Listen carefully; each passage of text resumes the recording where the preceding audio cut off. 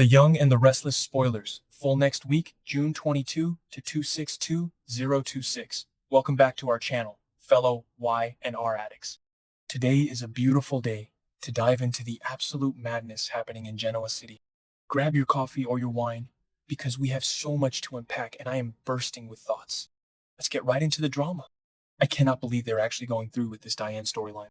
I am sitting here typing furiously because my mind is completely blown by what happened in the latest episode. We need to talk about Diane Jenkins Abbott right now. I know some people are loving this dark, twisted hostage situation, but personally, I am losing my mind over the sheer anxiety of it all. She has been missing for weeks. Jack and Kyle are running around completely clueless. And now we find out she is locked in a room with barred windows by Dr. Lawrence Markham. And if you have been paying attention to the clues, like those books by Dr. Alan Laurent sitting on the shelf, you just know this Markham guy is probably Martin Laurent with a surgically altered face. Because let's be real, Patty Williams is involved. Remember when they tried this face-swapping nonsense with Patty and Emily Peterson years ago? Yeah, didn't really work out perfectly then either, but it caused maximum chaos. And now Patty has paid off this creepy doctor to lock Diane in a padded cell just so she can blackmail Jack for sex? I am sorry, but Patty demanding Jack recreate their yacht magic while his wife is being psychologically tortured is the most unhinged thing this show has done in years. I've been watching since 2015, and this is simultaneously the worst and best soapy drama they've given us. But wait, I'm getting ahead of myself. Let's talk about Diane's actual survival strategy here, because this is where I start cheering for her. Diane woke up completely disoriented, grabbed a letter opener, and tried to fight her way out. But Markham is totally gaslighting her, telling her she had a mental breakdown and that Jack authorized her captivity. So what does Diane do? She realizes that her screaming and pleading are completely useless. If she keeps fighting, he is going to drug her and throw her in an actual mental institution, and she will never see Jack again. So she's pivoting to a long con. Diane is literally pretending to comply. She is going to play the long game, acting like she wants to get better and stay in that creepy house with him just to buy herself time. I am so here for this. Diane is a survivor. She faked her own death for years, for crying out loud. She knows how to manipulate a situation. I just hope Jack figures out Patty's sick game before he actually sleeps with her, because Tracy's already on to Patty.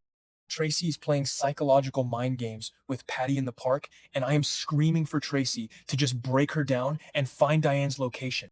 Okay, back to the point.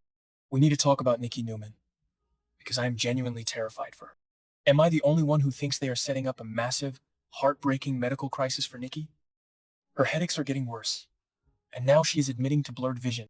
Victoria is already panicking, but Nikki is so stubborn, insisting it's just her MS. But guys, blurred vision and severe head pain? That is not just MS acting up. That sounds like a brain tumor or something equally terrifying. And where is Victor in all of this? He is so obsessed with his petty revenge against the Abbotts and manipulating Phyllis that he is completely ignoring the fact that his wife is deteriorating right in front of him. Their interactions have been so sour and hostile lately because they are separated, but Victor needs to wake up. Instead of Victor stepping up, Nikki is going to confess her worsening symptoms to Claire Grace Newman next week. And of course, Nikki forces Claire to promise not to tell Victor. Why are they doing this to Claire?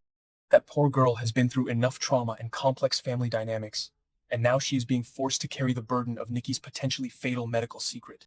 Claire is going to be thrown into a massive moral dilemma. Does she betray Nikki's trust to save her life by telling Victor? Or does she keep her mouth shut and watch Nikki suffer? I hate that Claire is in this position, but I kind of love the drama it's going to cause when Victor inevitably finds out and explodes. Speaking of Victor exploding, let's pivot to Matt Clark. Yes, Matt Clark.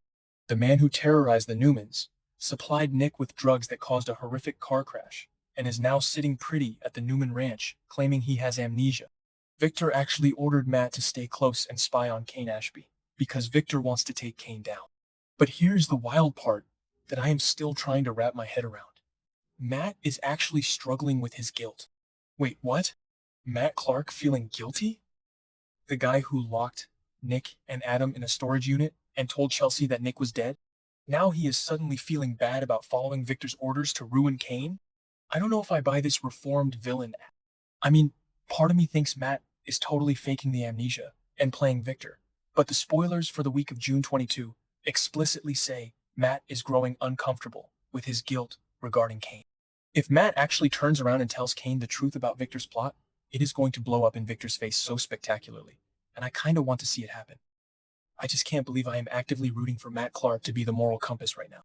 It feels wrong, but I am so invested. And let's not forget the hospital drama. Stephanie Simmons has just been named Chief of Staff at Genoa City Memorial. Good for her, honestly. After everything with Malcolm Winters confronting her about their secret son, Holden, Stephanie deserves a win. She is staying in town, which is great for Holden and Nate, but it is going to be an absolute nightmare for Audra Charles. I don't know what it is about these two, but Stephanie and Audra's first meeting was a complete disaster, and it is only going to get worse. Audra is so ruthless and guarded, especially with everything she is going through internally after attending the opening of Noah's club, the Shadow Room. That place triggered all of Audra's buried trauma about her miscarriage with Noah years ago. So Audra is already an emotional live wire, and now she has to deal with Stephanie throwing her weight around as chief of staff. I predict a massive catfight, and I am not gonna lie, I am totally Team Audra on this one. Audra needs a friend, not another enemy, but she just can't help herself. Finally, I need to scream about the casting news because my jaw literally dropped. Lauren Koslow is taking over the role of Jill Abbott starting June 25. Lauren Koslow, if you know her from Days of Our Lives as Kate Roberts, you know she brings that fierce, unapologetic, rich bitch energy that is absolutely perfect for Jill. I am so ready for this. And her first scenes are going to be with Billy and a pregnant Sally Spectra. Oh my god, Sally is pregnant. I know the timeline has been super confusing with Sally's false alarms and the car crash trauma, but she is officially pregnant, and now she has to face the wrath of Jill Abbott. Jill is going to tear Sally apart. We all know how Jill feels about women she thinks are not good enough for her precious Billy. Jill is so meddlesome and judgmental, and Sally is already terrified of Billy's instability. Remember how Billy completely broke Sally's trust when he and Jill questioned the paternity of the baby earlier? Sally is still carrying the massive trauma of losing baby Ava with Adam, and now she is pregnant again, trying to build a life with Billy, and here comes Lauren Koslow's Jill to just rip her to shreds. I am terrified for Sally. I just want Sally to be happy, but Jill is going to make her life an absolute living hell. Billy better step up and defend Sally, or I swear I am done with him. So much is happening. Diane fighting for her life in a psychological war, Nikki hiding a terrifying illness, Matt Clark growing a conscience, Audra and Stephanie going to war, and the legendary Lauren Koslow stepping into Jill's designer shoes to terrorize Sally. I am exhausted just thinking about it, but I cannot wait for next week. Let me know in the comments if you guys are as stressed out as I am, because I definitely need to share this with people who get it.